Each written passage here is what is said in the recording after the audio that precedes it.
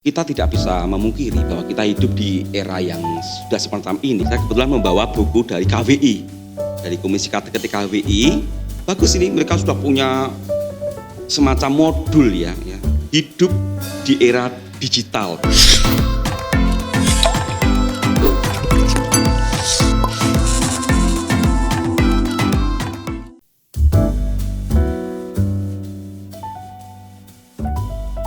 Halo, berjumpa lagi di segmen Cari Sarapan, bincang ringan syarat pengetahuan di channel Komsos Paroki Santo Yusuf Pati. Perkenalkan, nama saya Tarsius Hadang Widya Semara dan saya akan menemani Anda dalam segmen ini. Dan tentunya saya tidak sendirian, saya ditemani oleh bintang tamu yang sangat spesial, yang kekinian, yang dekat dengan orang muda. Perkenalkan, Romo Lukaseri Punawan MSF atau biasa disebut Romo Ipek. Salam sehat Mas Hadang dan juga salam sehat semua sahabat Cari Sarapan. Romo, ini bagaimana kabarnya Romo? Puji Tuhan, sehat-sehat, gembira, semangat di tengah pandemi Mas Hadang. Kayak gini ya Romo. Ini kesibukannya kalau boleh tahu ngapain aja Romo ini? Ya, kurang lebih setahun ini memang ya kita semua menjadi bingung mau apa karena pandemi ini. Kemudian ya sudah, karena saya punya passion, punya semangat untuk tetap berjumpa dengan umat, dengan kaum muda. Saya juga bikin konten-konten melalui medsos, entah itu lagu-lagu atau kemudian memberi renungan. Yang jelas itu memberi renungan Mas. Ada para romo dipaksa karena pandemi ini kemudian harus seminggu sekali membuat renungan untuk memberikan asupan rohani bagi umat supaya tetap terjaga dan tetap bersemangat. Harus update ya Romo. Begitu Mas Hadang. Ini kalau saya lihat itu Romo itu termasuk aktif dalam media sosial, baik pembuatan konten yang dijelaskan seperti Romo tadi. Kalau boleh tahu gimana sih mau awal mulanya gitu? Ya, Mas Hadang dan juga teman-teman sahabat Cari Sarapan, kita tidak bisa memungkiri bahwa kita hidup di era yang sudah semacam ini, era digital, era yang dipenuhi dengan teknologi informatik yang begitu masif gitu ya. Oleh karena itu, awal mula seperti apa ya itu, karena saya mencoba belajar, semua belajar, kendati saya juga terus-menerus untuk mencoba menggunakan sarana-sarana semacam itu untuk pewartaan, karena ini memang hal yang anugerah bagi kita ya. Penemuan teknologi informatik dan juga teknologi komunikasi massa maupun yang lain, media cetak, audiovisual itu kan sebagai anugerah. Oleh karena itu ya saya mencoba untuk sedikit demi sedikit belajar ya, kadang membuat animasi melalui aplikasi yang sudah ada. Saya tidak membuat sendiri, artinya sudah ada tersedia aplikasi, memanfaatkan kekayaan dari teknologi ini loh Mas Hadang gitu. Nah, mau ini kalau tentang perkembangan teknologi yang kian lama kian pesat ya Romo. Iya. Ini apakah Romo sendiri udah menemukan kelebihan atau kekurangan dari kemajuan teknologi seperti sekarang ini? Tentu saja Mas Hadang ya, tentu saja. Kalau kita lihat sejarahnya, apa tuh sebenarnya yang mau mendasari orang kemudian berkomunikasi? Kalau kita lihat zaman prasejarah, dulu orang mau berkomunikasi tidak seperti sekarang ini. Ya, dulu orang mau memberitahu ada satu kelompok di sini, orang hanya membakar api unggun, kemudian ada asap gitu. Oh, karena mereka belum menemukan tulisan, belum menemukan apa gitu. Pakai ketukan ya, ketukan, bahkan ada pakai genderang. Kalau ada tamu atau apa, mereka untuk itu belum ada SMS, belum ada WA, pakai genderang. Oh, ada tamu datang, kemudian ada bunyi kentongan. Orang saya kalau di Jawa dulu ada titir, oh ada huru-hara ini, ada tanda. Gitu. Artinya dulu memakai tanda, kemudian ditemukannya tulisan, kemudian kan orang ingin berkomunikasi, ditemukannya tulisan-tulisan piktograf, kemudian hieroglif, kemudian juga tulisan yang modern semacam ini kan sebenarnya orang mau berkomunikasi. Dulu prasejarah orang untuk menggambarkan situasi hanya melukis di dinding-dinding gua. Ini mau mengkomunikasikan sesuatu. Nah, terkait dengan itu perkembangan sejarah kemudian ditemukannya dengan alat-alat cetak ya, mulai Gutenberg itu kan mulai penemuan alat cetak itu membuat komunikasi itu bisa menyebar sekali. Orang kalau dulu nulis satu persatu, kemudian sekarang dengan penemuan mesin cetak itu kemudian satu kali nulis makin bisa cepat, dipakai, menyebar, kemudian ditemukannya telepon segala itu kan juga memudahkan. Nah, oleh karena itu bagaimana memandang perkembangan ini, bagi saya ini adalah bagaimana Tuhan memang manusia itu diciptakan dengan kemampuan dan akal budi, sehingga bagi kita pribadi ini penemuan ini bukan kecerdasan manusia saja, tetapi juga karya Allah, bahwa manusia memang diciptakan dengan kemampuan untuk menciptakan alat-alat semacam itu. Tentunya arahnya ya kita pakai untuk kemuliaan nama Tuhan ya. Jadi orang kemudian penemuan komunikasi yang begitu cepat ini saya kira juga tidak semata-mata kepandian manusia. Kepandian manusia dari mana? Ya dari anugerah Tuhan kan, semacam itu. Kita kembalikan lagi. Kita kembalikan untuk kemuliaan Tuhan. Jadi kalau ada teknologi komunikasi kemudian bisa membuat memecah belah, itu kan sudah tentunya tidak sesuai dengan apa yang diharapkan oleh Tuhan sendiri. Gitu. Nah, kalau dari anugerah. Kalau dari dampak negatifnya Romo sendiri merasakan atau tidak? Jujur ada. Oleh karena itu memang juga sebagai counter untuk dampak teknologi itu ya, banyak jargon-jargon ya, teliti sebelum dibagi misalnya, sharing sebelum di sharing. Ya. Kemudian intinya bahwa kita harus memanfaatkan kekayaan dari perkembangan teknologi yang luar biasa, khususnya di bidang komunikasi itu, tapi juga waspada terhadap bahayanya itu. Nyata sekali ya, hoax misalnya. Jadi orang sekarang dengan teknologi semacam ini memudahkan orang kemudian mendapatkan berita yang cepat, sehingga betul-betul kita harus punya sadar media, artinya punya kesadaran yang punya kontemplasi di dalam diri sendiri ya. Ketika aku mau menyebarkan berita sesuatu, sudahkah kita paling tidak 20 detik untuk kalau aku bagi ini kira-kira dampaknya apa ya?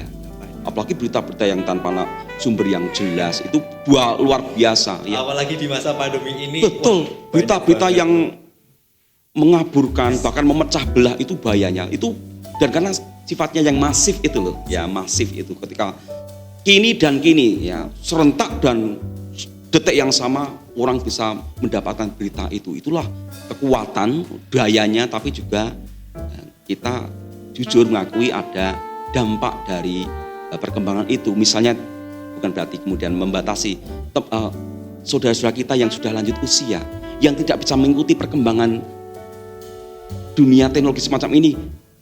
Bahasa-bahasa yang baru, ya kata gadget, kata daring, kata itu kan apa itu? Mereka bisa menjadi orang yang tersingkirkan. Ya. Apalagi dunia bahasa modern itu kan berkomunikasi atau mati. Kalau kamu nggak bisa ngikuti komunikasi zaman sekarang, matilah kita. Ya, kita perlu ingat bahwa teknologi itu juga kemudian bisa meminggirkan orang-orang yang tidak punya akses mendapatkan informasi itu, menjadi seperti aku tidak mendapat informasi itu, seperti disingkirkan begitu. Itu dampaknya juga, artinya karena saya juga punya orang tua ya yang tidak bisa ngikuti perkembangan sekarang, cuman hanya bingung dong ngomong ngomong apa, dia seperti ketinggalan berita. Nah itu juga termasuk akses dari perkembangan ini. Jujur itu harus kita akui, kadang yang jauh jadi dekat memang, tapi kemudian yang sudah dekat menjadi saling akhirnya hati berjauhan, ada jarak. Itu harus kita akui. Nah, kalau dari sikap gereja sendiri, bagaimana gereja memandang perkembangan teknologi ini? Ya, tentunya tidak lepas dari Konsili Vatikan kedua ya. Di sana ada gerakan aggiornamento, artinya ketika gerakan untuk gereja membuka pada perkembangan yang ada di dunia ini. Aggiornamento ketika Bapa Suci itu membuka jendela, kemudian dia melihat situasi di dunia luar, bukankah ini adalah sebuah tanda bahwa gereja harus hidup di tengah dunia, di mana harus memakai juga perkembangan yang ada, tidak menolak, tidak curiga atau tidak kemudian melarang ya, tapi kemudian ya berjalan bersama, kemudian menggali nilai-nilai apa yang ada di dalam perkembangan teologi. Itu nampak dalam dokumen-dokumen Konsili Vatikan yang dikeluarkan oleh gereja tentunya. Itu ada dokumen-dokumen yang sangat bagus yang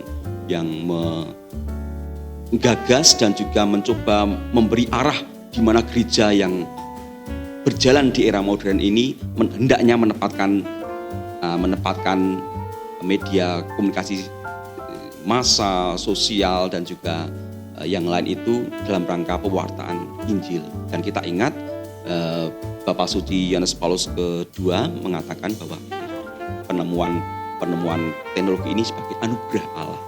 Ini merangsang para romo, para uskup ya, dengan kemudian di bawahnya ada tenaga-tenaga pastoral komunikasi sosial itu membuat ya, konten-konten dan produksi-produksi yang intinya memuliakan Allah melalui sarana teknologi ini. Oleh karena itu mengapa di Vatikan sendiri ada yang namanya Komisi Komunikasi Sosial.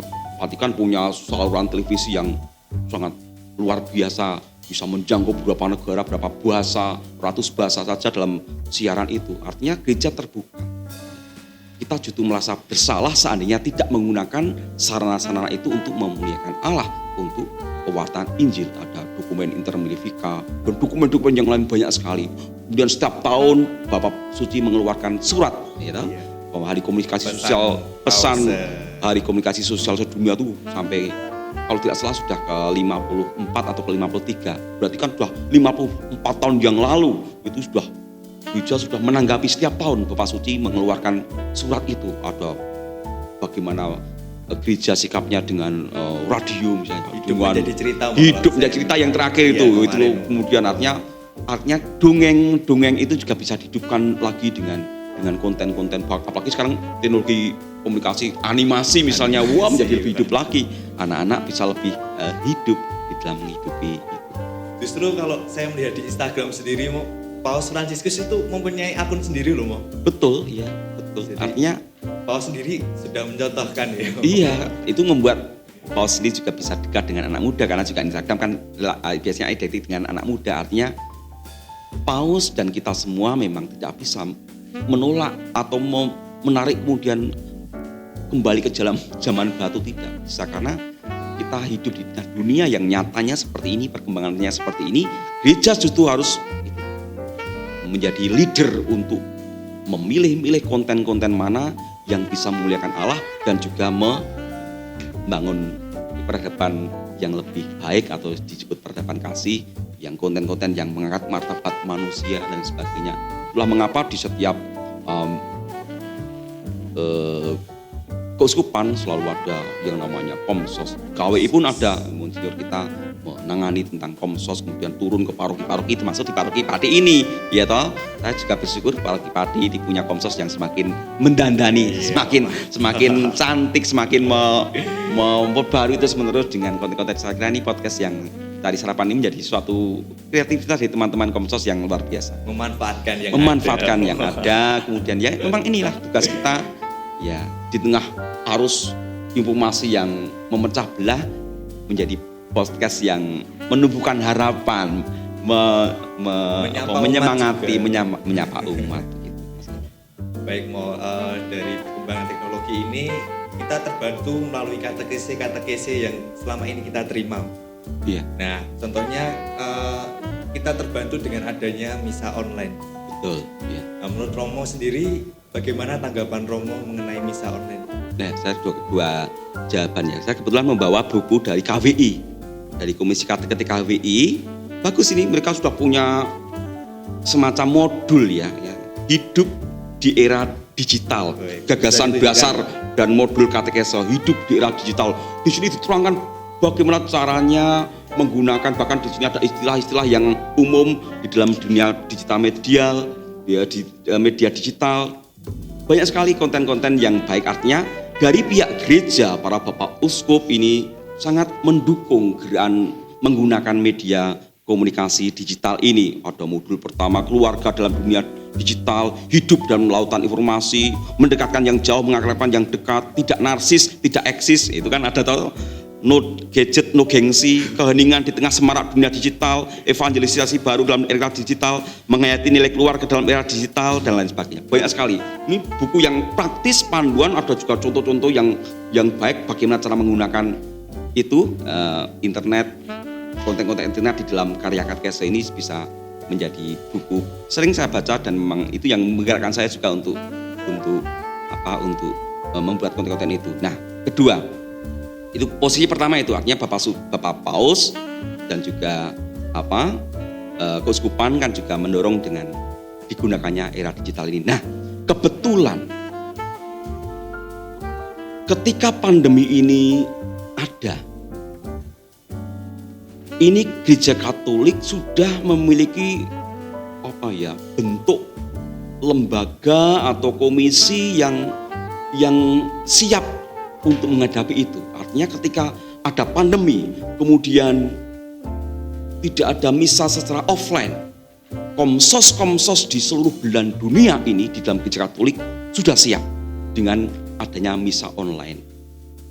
Nah, kemudian artinya apa? Pertama, kita bisa bayangkan saja Mas Hadang, ketika pandemi dan belum ada ditemukan semacam ini, betapa sepinya dan betapa bingungnya gereja kita. Ya enggak? Gimana saudaraku yang ada di Prancis? Bagaimana saudaraku yang ada di sana? Gimana situasinya seperti itu? Nah, dengan ditemukannya ini, kemudian kita menjadi satu, ditemukannya media ini, kemudian kita menjadi satu hati. Dan asupan-asupan rohani melalui misa online itu kemudian bisa menjadi obat. Kerinduan mereka untuk berkumpul di gereja bisa menjadi obat. Kerinduan untuk merayakan Ekaristi. Kemudian hampir semua kemudian mengenal yang namanya komuni batin. Tampilkan di dalam layar yang disiarkan melalui misa online itu. Ya, kemudian menjadi doa bersama. Ya, kemudian juga umat bisa ikut berdoa. Memang kita belum berada di tempat yang ideal, ya. Tapi misa online itu bisa menumbuhkan bentuk kesalian rohani di dalam umat. Misa online itu kemudian Romo juga harus dipacu untuk membuat khotbah yang singkat, jelas, padat, dan juga tentunya juga baik begitu, karena kita kasihan umat juga, karena umat harus mengeluarkan kuota untuk membeli di dalam menonton misa online itu juga dibatasi. Ya. Tapi sekali lagi, misa online bagi kita ini sebuah bantuan. Kita berada di tengah pandemi, ketika teknologi semacam ini ditemukan, kita nggak bisa membayangkan bagaimana suasana seandainya kita nggak bisa misa online begitu. Sudah tidak bisa kumpul, kemudian tidak tahu apa yang terjadi di gereja, apa yang terjadi di mana-mana, kita tidak tahu. Kita pertama bersyukur dengan ditemukannya teknologi telekonferensi, semacam telekonferensi kan semacam itu toh, misa itu kemudian ada aplikasi-aplikasi yang membuat telekonferensi itu juga sangat membantu. Nah, pertama itu disyukuri misa online.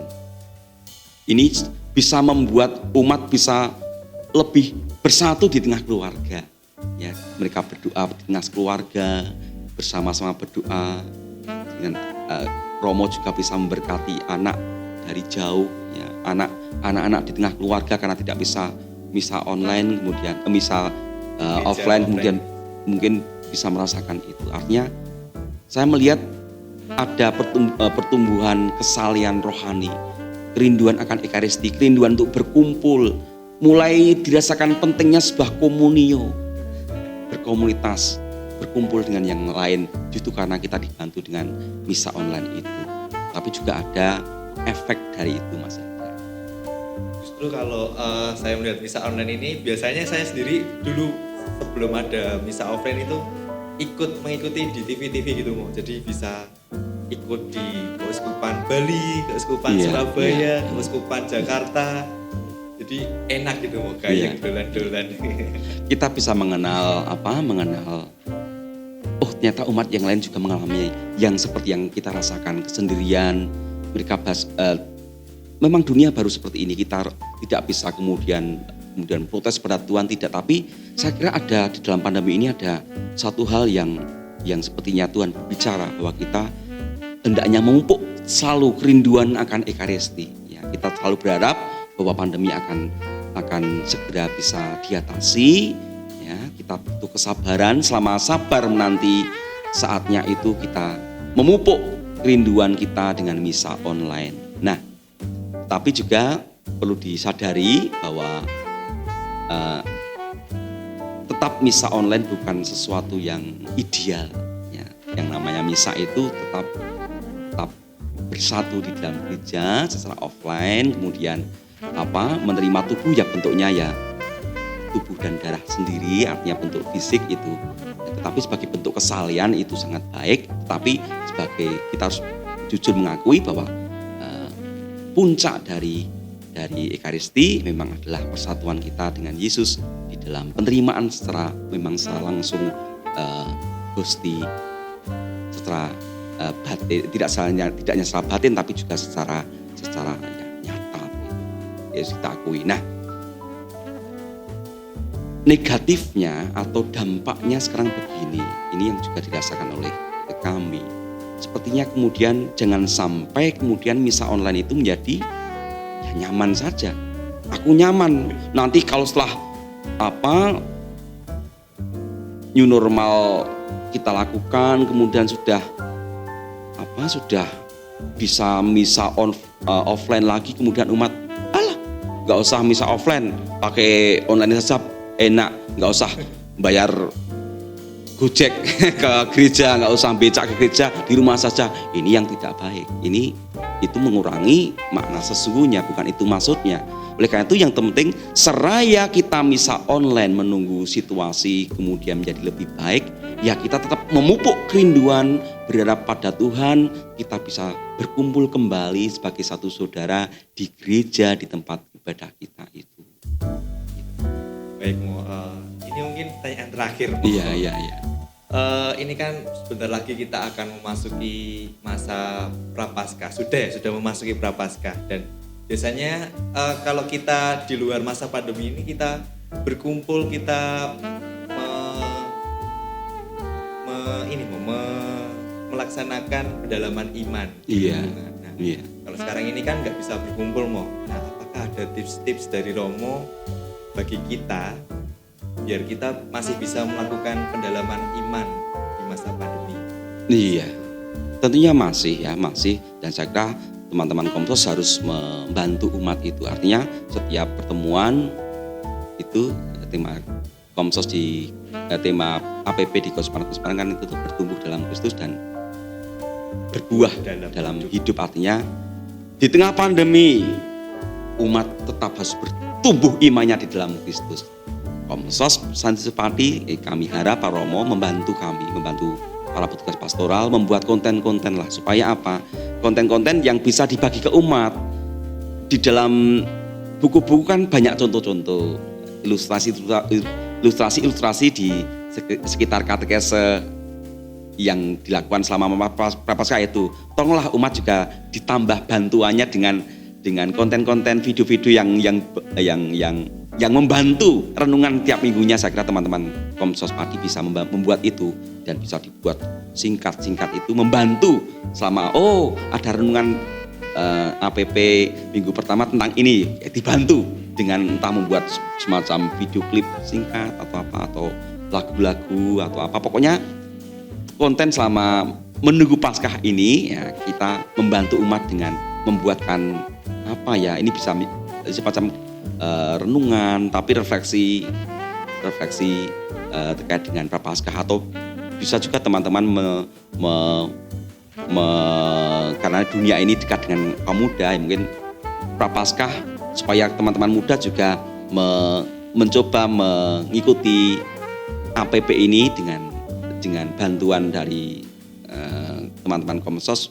Konten-konten yang terkait dengan masa Prapaskah itu mungkin buat cerita-cerita atau kita mengambil dari mana begitu, kemudian dibuatkan sebuah tayangan yang per per serinya itu, per minggunya itu untuk teman-teman Komsos, teman-teman kaum muda juga.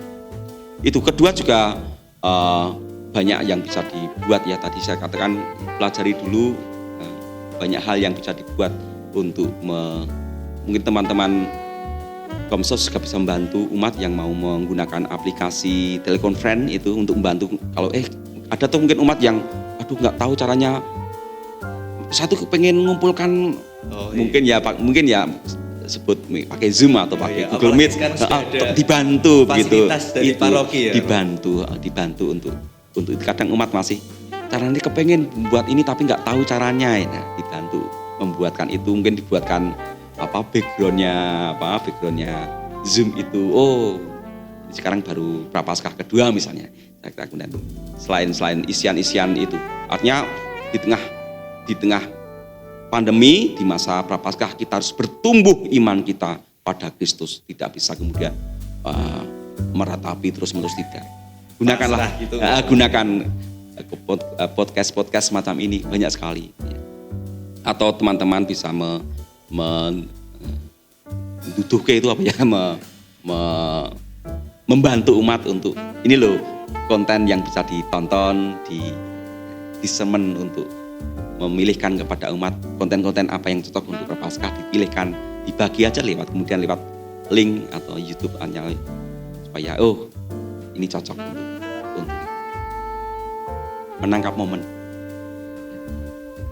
Baik, demikianlah Sobat Komsos Paroki Santo Yusuf Pati pada segmen Cari Sarapan di episode kali ini. Nah, terima kasih Romo Ipeng yang terima kasih kembali memberikan kami wejangan-wejangan, memberikan kami ilmu yang sangat banyak sekali, dan untuk sebagai bentuk kita menyikapi di masa pandemi ini, baiklah kita untuk mengenakan masker lagi. Selalu Mas Asa, ya selalu ya. Kita tetap jaga jarak, kita selalu mencuci tangan sebelum melakukan syuting ini. Terima kasih buat yang sudah menonton dari awal sampai akhir. Nantikan konten-konten kami berikutnya di channel Komsos Paroki Santo Yusuf Pati.